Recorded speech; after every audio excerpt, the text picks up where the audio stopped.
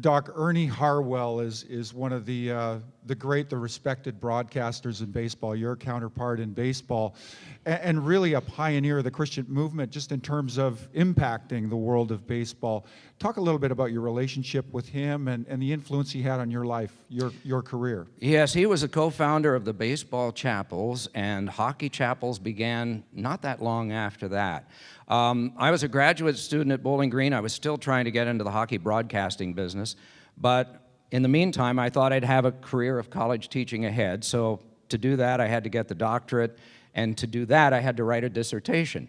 So my interest in the dissertation was something that had not been done at that time. It was play-by-play baseball announcers, their life, and all of that. And so I needed somebody to be sort of my unauthorized but authorized advisor.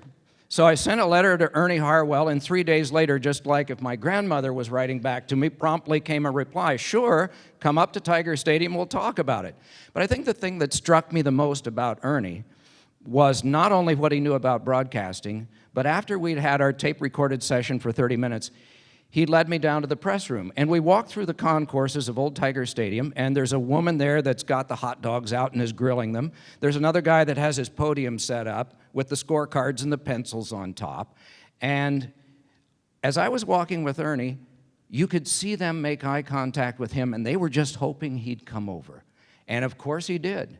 He brought me with him, and he said, and he gave me the first and last name of the person that was grilling the hot dogs. Shake hands with a friend of mine, Mike Emrick. I'd known him for 30 minutes, but this guy knew the first and last name of the woman that made the hot dogs.